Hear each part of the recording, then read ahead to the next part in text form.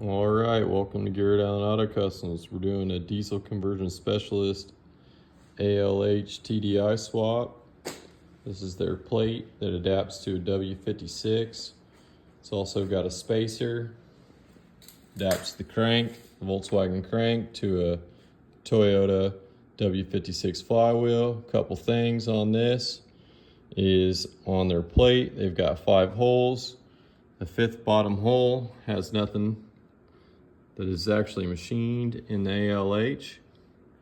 No big deal. They've got big Allen bolts in the top, 4 of them. They've also got this one coming through the back. Seems to be pretty secure.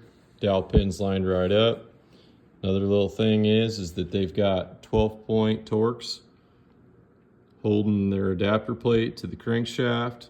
6 points worked for me, but you might need a 12-point socket, 12-point Torx socket. Their kit comes with the pilot bearing, so you won't need one of those, but it does not come with the Toyota flywheel bolts. So if you don't have those, you'll need to source those from somewhere else, like ARP or the factory ones. Moving on to their engine mounts. On the passenger side engine mount, mounts right up to the engine block over here underneath the turbo. One thing to note about that is that this back bolt is slightly longer than the other 3, so don't bottom it out in the other 3 holes. It's got to go in that hole or you're going to have some problems. Another little portion on that is the turbo from the factory. This is a ALH out of a Jetta, and it came out right here, so had to loosen up the bolts on the back of the wheel, clock the turbo. To be able to do that, we had to take loose the valve. So just another little tip, if you're planning on doing this conversion, go ahead before you get down in the engine bay and get that compressor wheel loosened up so you can clock it to where you want. On the passenger side, the engine mounts went in pretty easily. One thing to note is the 10mm bolts. The bottom 2 bolts aren't used through Volkswagen, so they're full of crud.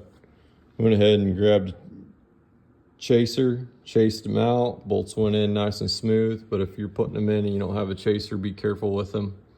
The other thing is that you got to remove that factory bolt right there and put the bolt in that's supplied in their kit. But everything's looking pretty straightforward here. Got to get some hardware to get my clutch mounted up, but ALH in this Daihatsu Rocky.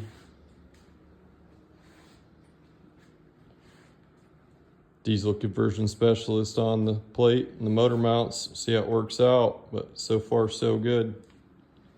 Like, subscribe, and share. Can have this thing diesel powered here in no time.